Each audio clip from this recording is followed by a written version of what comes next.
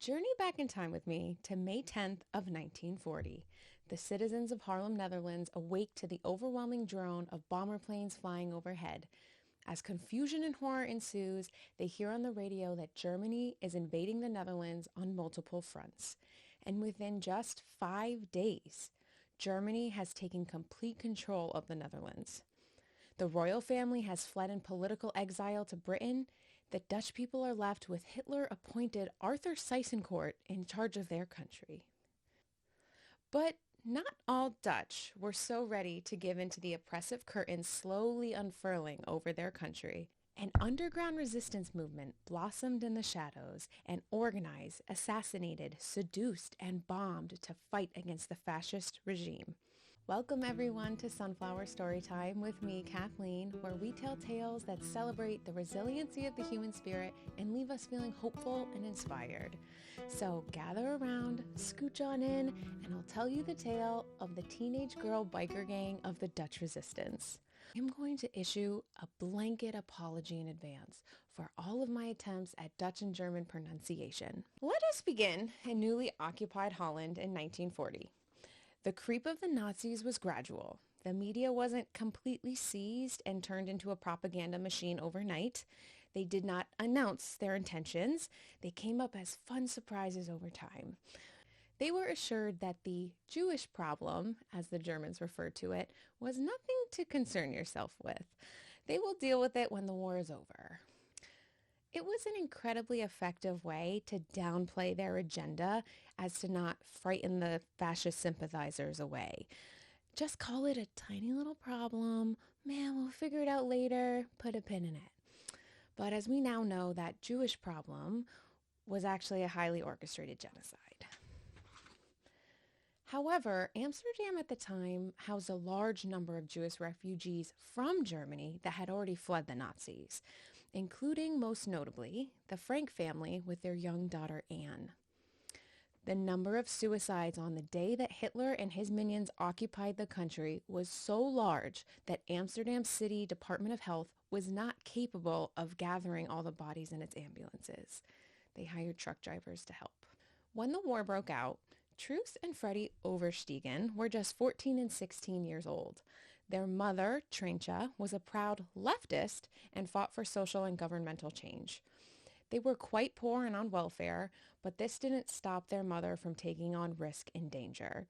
She was part of a network that printed and distributed pamphlets and newspapers highlighting the danger of sympathizing with the Germans and the anti-Nazi agenda.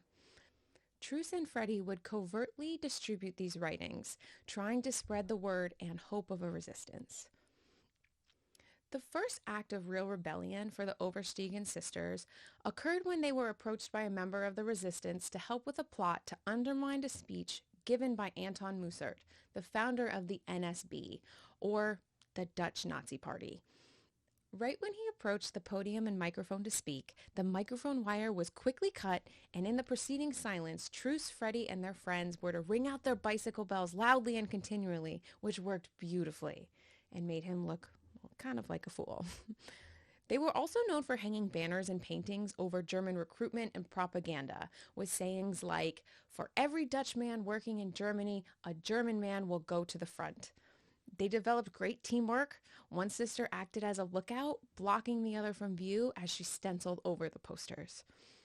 They continued to ramp up their rebellion until one night, the Oversteegen home had a knock on the door by a man named Frans van der Wiel, who asked to speak to the girls alone without their mother.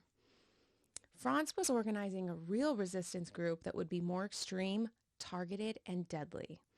They had 2 days to decide, and once they did, there would be no turning back. The sisters debated what to do. Their mother was not to be let in on the secret, but pieced together, in essence, what her teenage girls were being asked to do.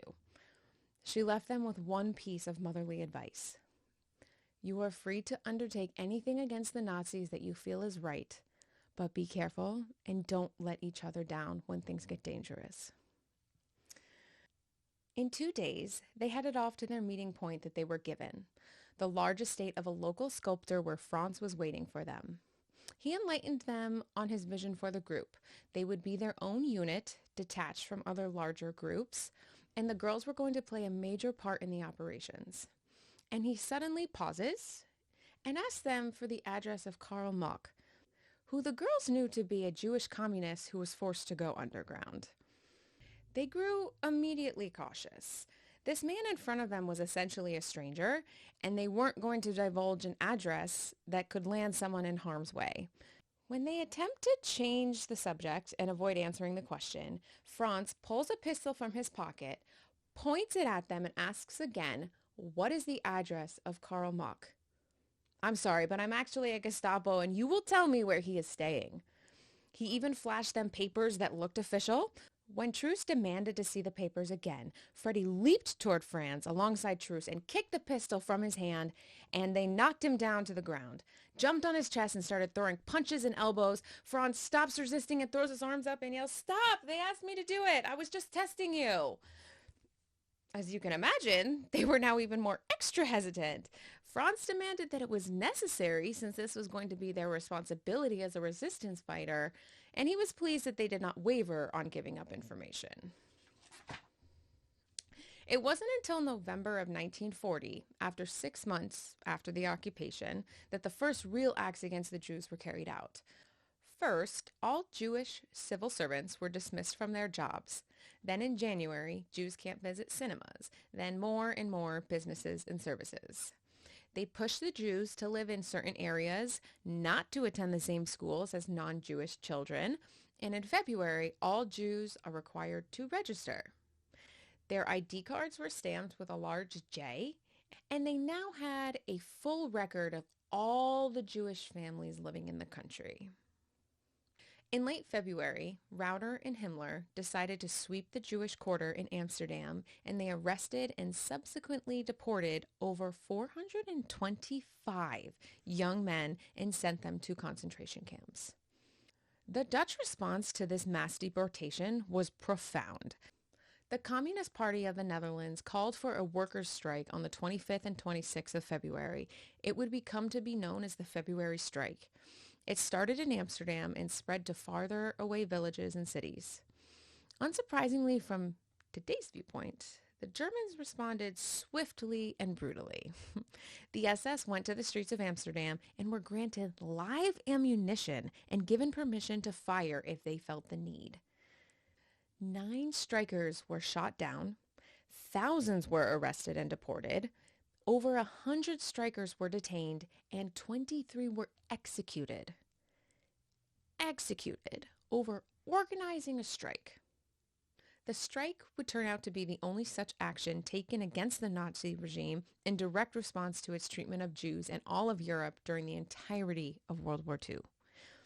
It was now abundantly clear that the Netherlands was under complete control of a police state. Following the strike, Arthur Seyss-Inquart made a public speech to the Dutch people in which he stated,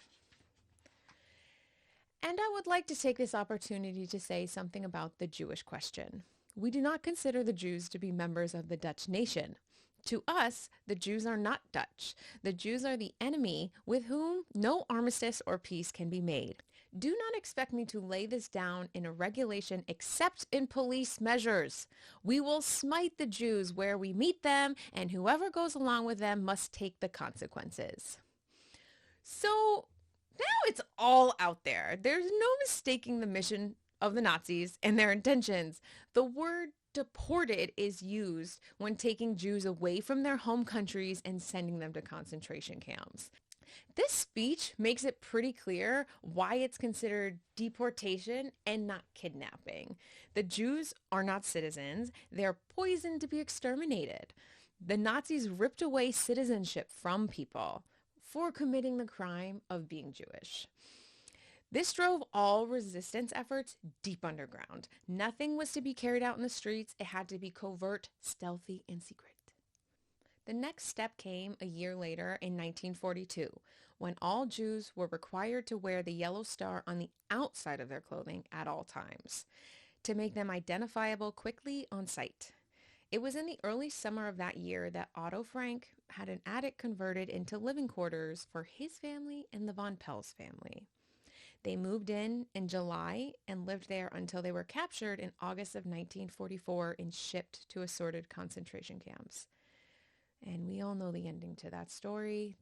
None of them made it out of the war. Many Jews went into hiding in the Netherlands. Part of the resistance movements were transporting the people between safe houses.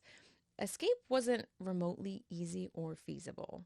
The Netherlands directly borders Germany, which, is right into the belly of the beast. It also borders Belgium, which was also under Nazi occupation. And besides that, it's just a whole lot of ocean. The Germans' use of submarines or U-boats were infamous, and all ports of entry and exit from the sea were guarded. There was nowhere to run. Hiding became the only way to avoid ending up in a concentration camp. It was this summer that a young Hannie Schaft would commit her first illegality. Hannie was a university student studying law in Amsterdam. While her two Jewish friends were swimming at the university pool, she snuck into their changing room and stole their ID cards. She knew someone who could produce fake IDs without the J stamp. She acted on her own, did not inform her friends of her plan, and had them take the new forged IDs. Only days later, there was a large roundup of Jews in the area, and she spared them from being sent to concentration camps. Now let's back up a few months to December 7th of 1941. One major event takes place. As we all know, Japan attacked the U.S. at Pearl Harbor, and the United States officially enters World War II, and Hitler declared war on the United States. This cranked up the exploitation of the Dutch people. They changed manufacturing to produce cold weather clothing for Germans fighting in Russia. They rounded up bikes for metal and for the use by military personnel. They stole over 100,000 bikes. This is a huge deal because biking was the main method of transportation for Dutch people. It was how they got around. It was how they went to work, how they went to school. But the lives of normal people don't matter to the Nazi regime. The only thing that mattered was their cause, and they used people to get it done, which is the definition of exploitation. Included in this was using people themselves. All unemployed Dutch had to register with the Reich. They rounded up especially skilled workers and sent them to Germany to work for the Nazi cause.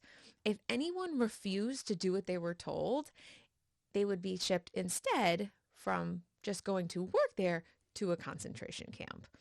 Over 162,000 people were deported to Germany. Piece by piece, they were bleeding the Netherlands dry of all resources, food, employment, livelihood. The resistance had growing obstacles to overcome. One of the biggest issues being that there was nowhere to get weapons. It wasn't a thing for normal Dutch citizens to own pistols, so the only place that they could obtain them was from the enemy themselves.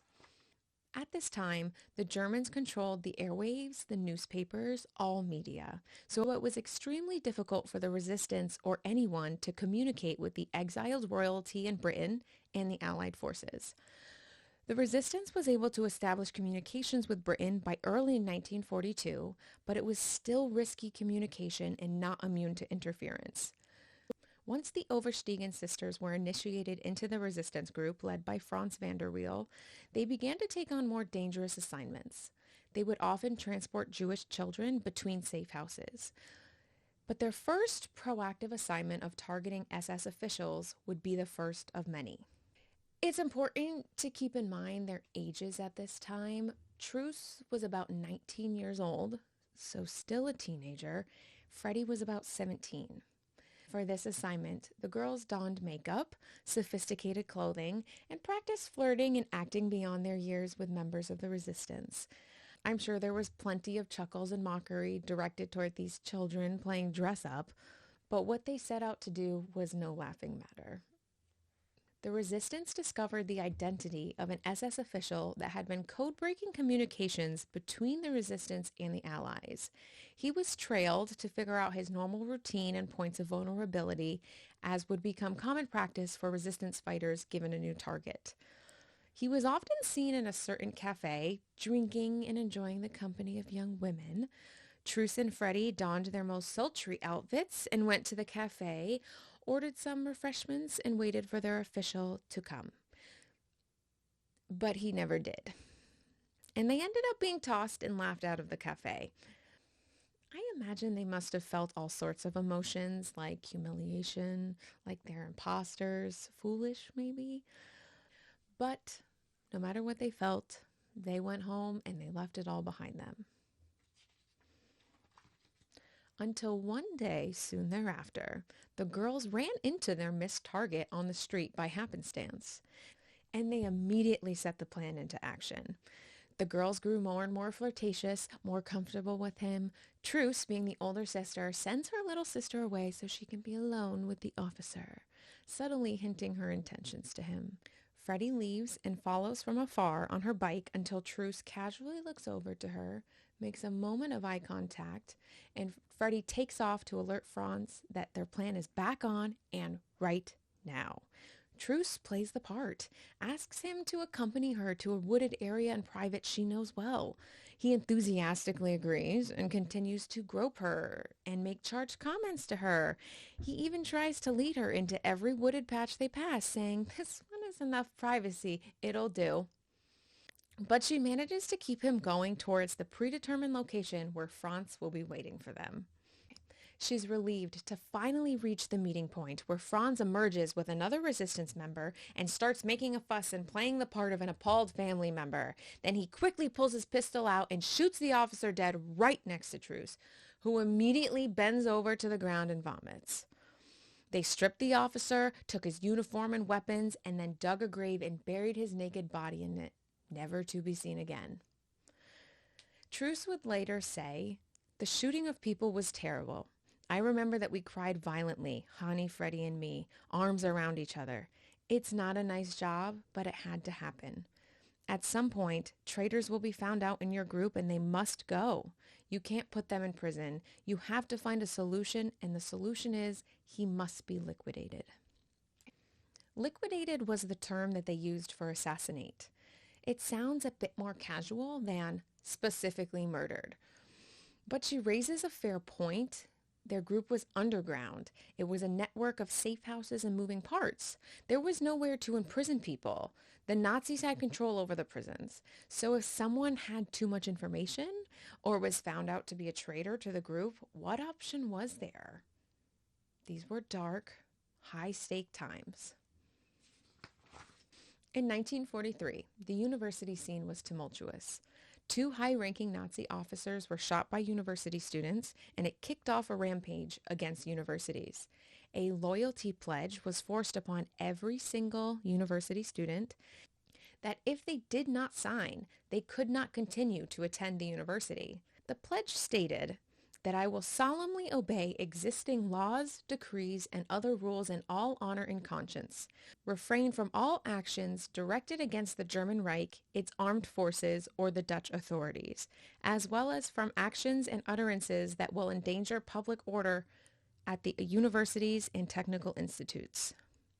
So many students were astounded and enraged at this pledge, and they just left the school, and many universities had to shut down entirely in response.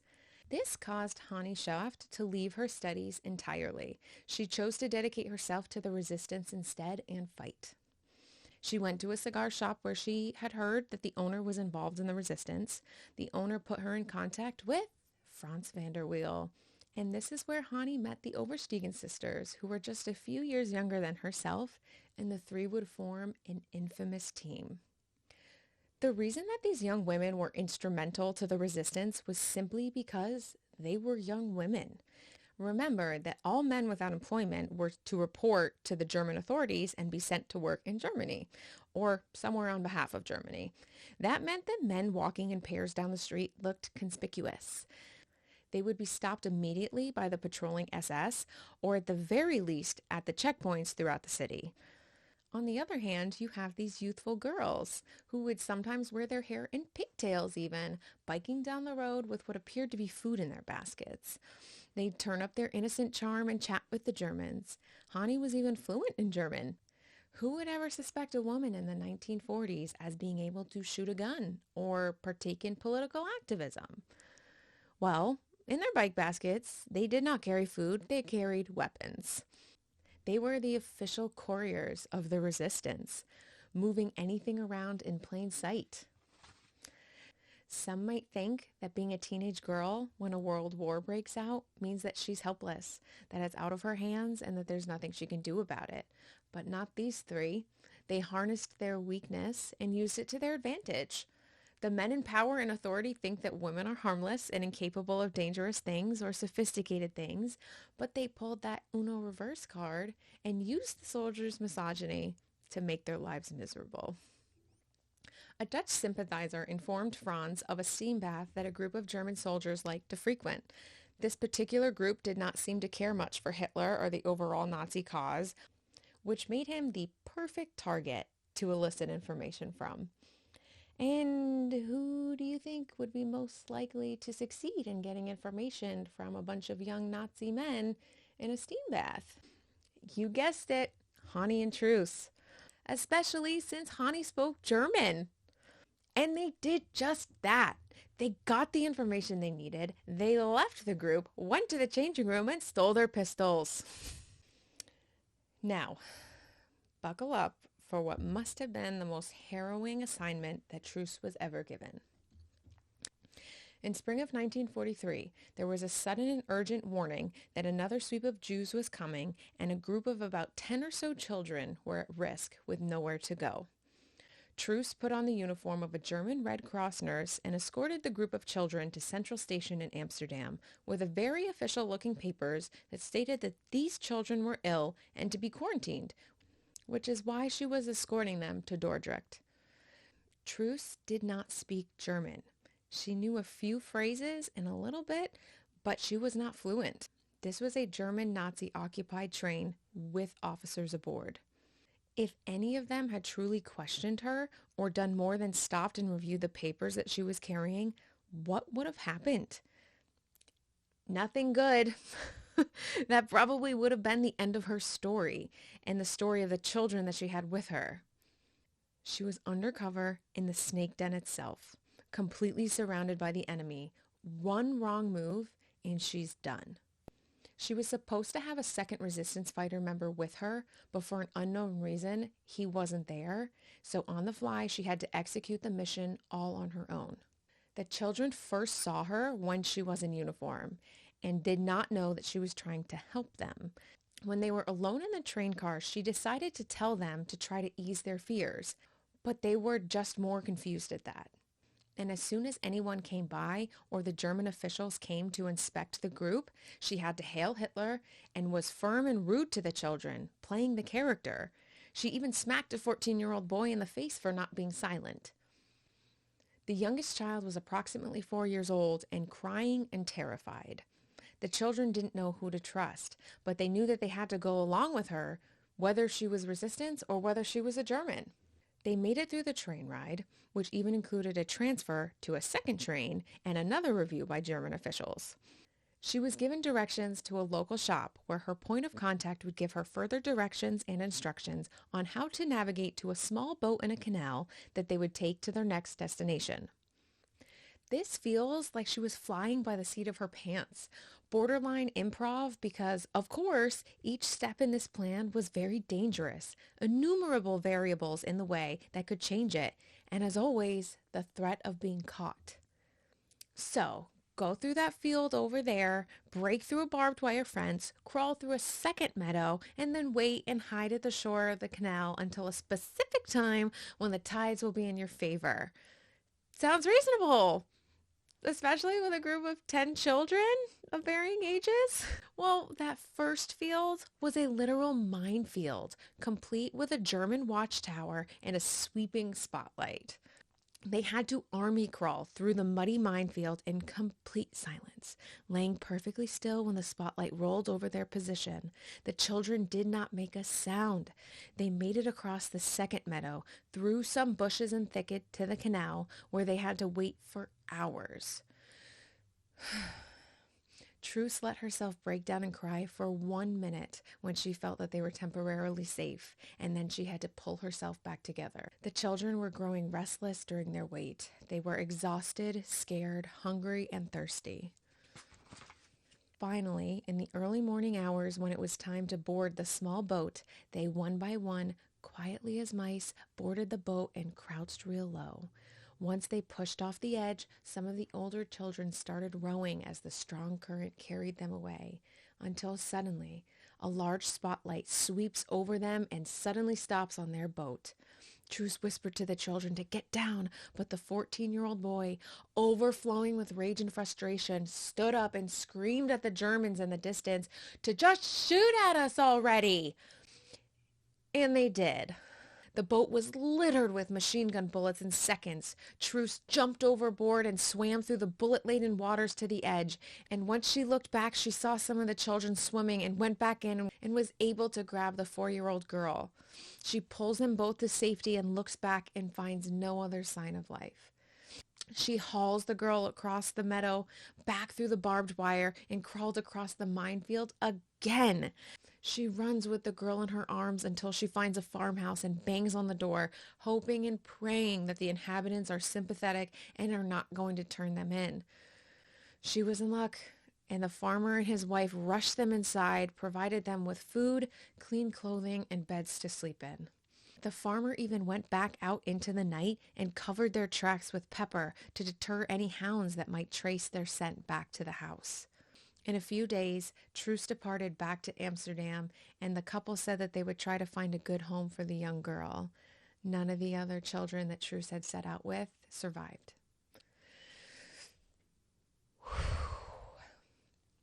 Hannie's main recon objective was to map out the German defenses on the coast. She would bike along the coastline, which was forbidden, but for a young, charming German-speaking gal, it was possible. She got through the checkpoints and flirted for information from unsuspecting young German boys that she would later relay to the resistance. Her work was beneficial for the Allied bombers. She pinpointed their targets for them. After a while, she was given a new fake identity, complete with a fake documents and an ID card.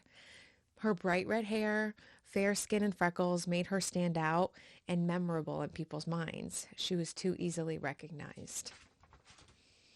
Hannie preferred to do liquidation missions as opposed to moving children between safe houses. She was very saddened by seeing them, small children who had spent a year or more in people's basements hidden from view. She called them gray children who looked like they hadn't seen the sun or a toy in years. In the days following D-Day, she and a close companion, Jan, assassinated a local bakery owner who had been found to have reported many Jewish people and families to the NSB, leading to their arrests. They used the same pattern as they did for most liquidations. The pair would bike behind the target. The first person would speed up when passing them, pull out their pistol, and take the first shot or two, then continue biking at high speed out to the pre-planned meeting spot.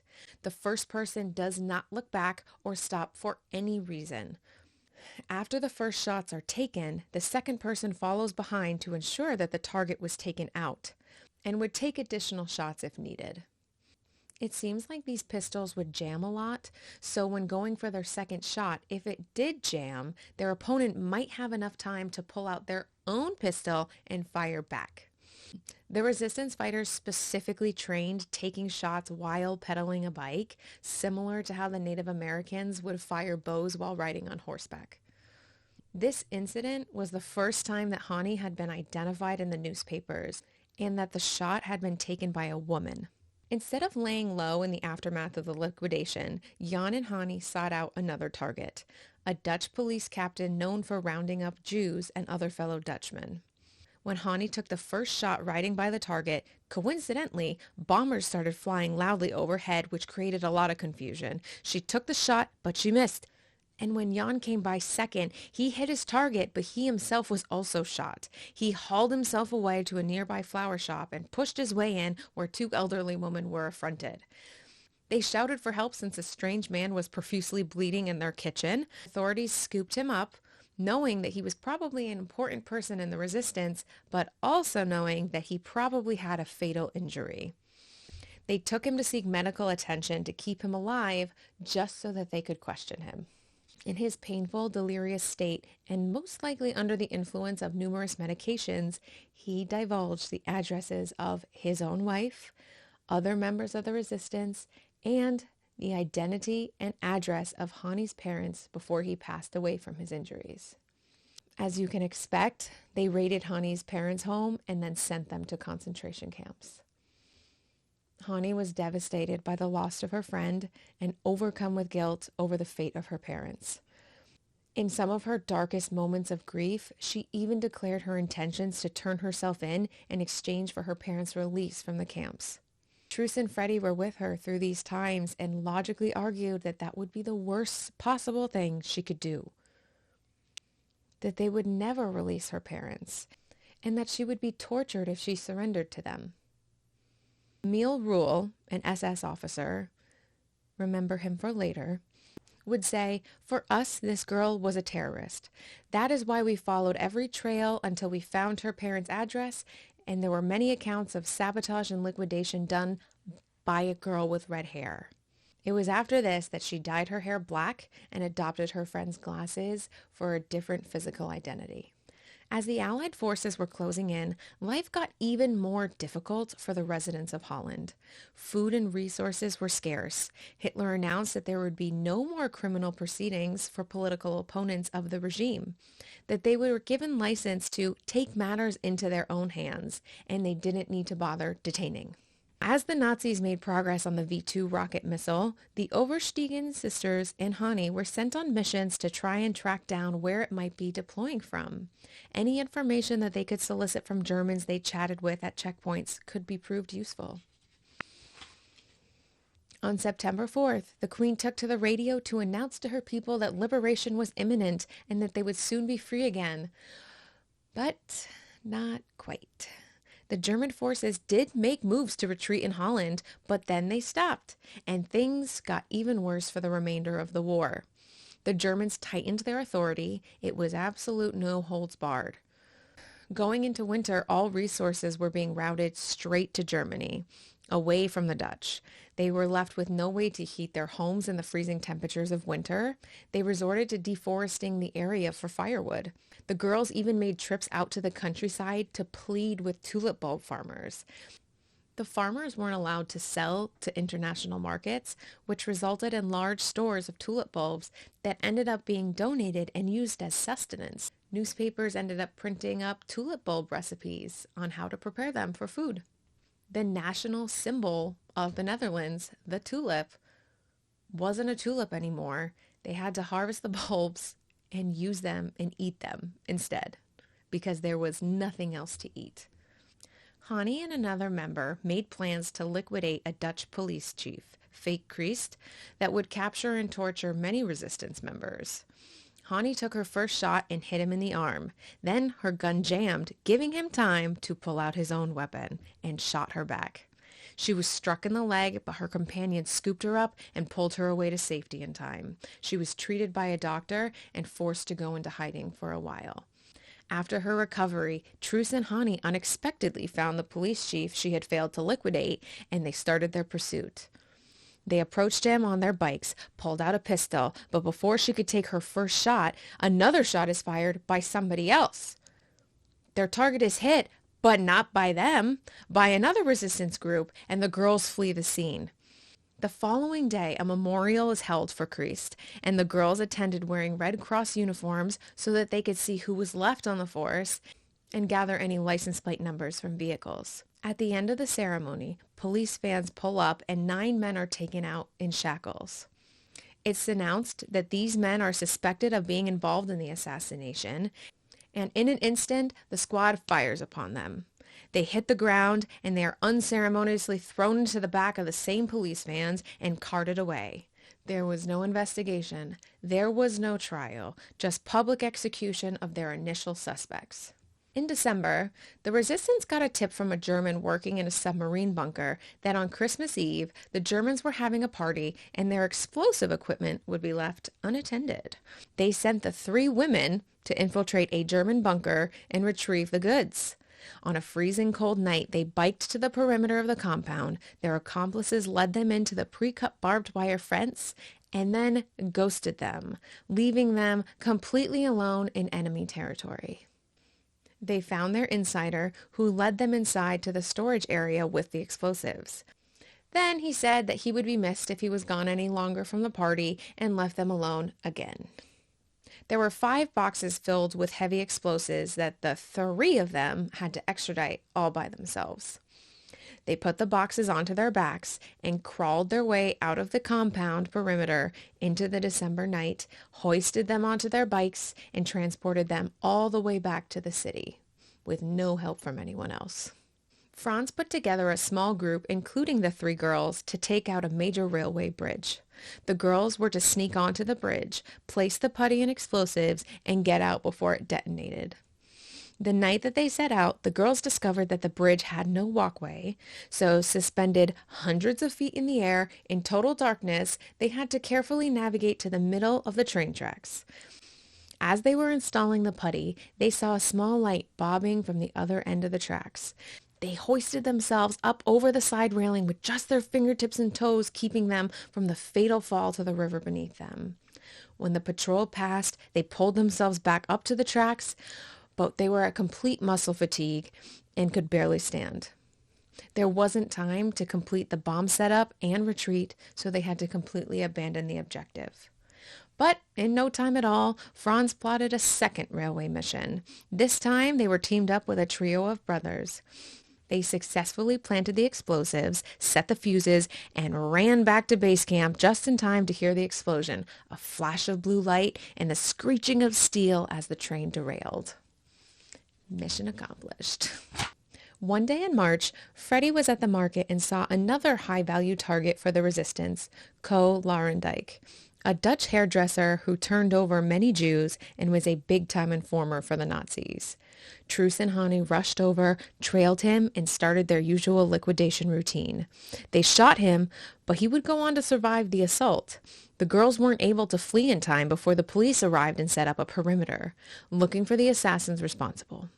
They entered a cafe, walked up to the bartender, and told him that they have been sitting here for the last hour. Hannie removes her pistol from her pocket to show just how serious that they were. They freshen up in the bathroom, then sit at a table with a few gentlemen playing cards. Truus tells them, "The best thing for you gentlemen to do is continue your game and act normal." "I already told this man that we've been sitting here drinking for at least an hour. If we catch one of you trying to betray us, that'll be the end of all of you. If we have to die, we will take you with us."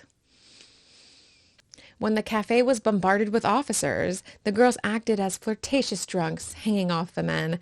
They saw an officer talking to the bartender, who just shook his head, and the girls prayed that he didn't betray them. They lingered for a while after the officers left, and when they finally saw an opportunity, they left and got themselves out through a checkpoint. A few weeks later, on the first day of spring, Hannie had a basket full of illegal newspapers and a pistol in her pocket as she went through an ordinary checkpoint that she had gotten herself through unscathed numerous times. But on this particular day, her basket was searched, and she's found to have contraband in her possession. She is detained and taken into custody. She was never seen again after that. She was moved from one prison to another for questioning, and she accidentally bends over and the pistol fell out of her pocket, which identified her as a very important member of the resistance, because not just anyone would have a pistol on their person. It's then that she's brought to the attention to Emil Rule, who happened to be in the city that day. The same Emil Rule who previously stated that the girl with red hair was a terrorist. Hannie had dyed her hair black months before, but at this point, her roots were starting to show red. Emil pieced together who she was and that he had in his possession one of his most valued targets. She was kept in custody for weeks, spent her days in a very small cell, and then was dragged out at midnight every night to be interrogated.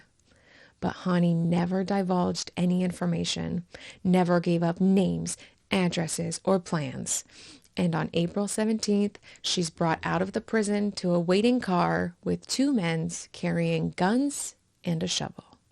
It's reported by other inmates of the prison that she was heard screaming for her life when the car showed up, because when she saw what was inside, she knew what it meant. She was driven out to the dunes of Bloemendaal, forced out of the car, and to walk in the sand. And as she was facing the sea, the first shot rang. It skimmed her head, and she grabbed at it. It's rumored that her last words following that first missed shot were, "I was a better shot," but it's contested if she actually said it, but I like to believe that she did. However, it was followed by a second shot that killed Hannie Schaft. She was buried unceremoniously in the dunes. And just 3 weeks later, the Netherlands was liberated by the Canadians, almost exactly 5 years after the initial invasion. The post-war years were messy, as to be expected, but reports from illegal poachers in those dune areas state that they frequently saw German soldiers visit the area and leave, leading them to believe that it was a mass grave site. They began excavating the dunes, and in total, 422 human remains were found. And Hannie was the only woman. Before the invasion, the city of Amsterdam had 80,000 Jews, and they ended with just 5,000 at the time of liberation. 75% of Netherlands' Jewish population was lost to the Holocaust. Truus and Freddie went on to live long lives. Truus wrote a memoir titled Not Then, Not Now, Not Ever. The sisters were awarded the Mobilization War Cross in 2014 by Dutch Prime Minister Mark Rutte. Truus died in 2016 at age 92, and Freddie died in 2018, also at age 92. And that's the story of the teenage girl biker gang of the Dutch resistance. When I first heard this story, I was enraptured. I heard it on my favorite podcast, My Favorite Murder. And ever since then, I've been wanting to tell this story to every person I've met. I'm astounded at how much courage, bravery, and what a strong sense of justice that these young teenagers had. It's horrifying that such severe actions were necessary at the time and that so many people lost their childhoods to genocide and fascism. With all the horrors that you hear about in learning about World War II, it's ones like this that give me hope. Hope that good will persevere and that as humans we're resilient. I hope you enjoy learning about these incredible young women and you'll celebrate their lives with me. All the sources that I use to gather this information are listed down below. The primary source is a book written by Tim Brady called 3 Ordinary Girls. I can't recommend it enough. It was amazing. Other great resources are the Anne Frank House Museum website. They have a really great timeline that breaks down like piece by piece exactly when all the restrictions went onto the Jews and they just broke down an incredibly complicated war really well. Another great resource is the United States Holocaust Memorial website. So I'm interested in your thoughts on this. Have you heard of these women before? If you have, what did I leave out? Because, I left out a lot because there's obviously more to the story than I had time to tell you today. And if this video ends up in the Netherlands, feel free to giggle at my pronunciations, and I really encourage your insight and potential corrections on my research. I'd love to chat about it more. Thanks for watching and learning with me today, and I'll see you again soon.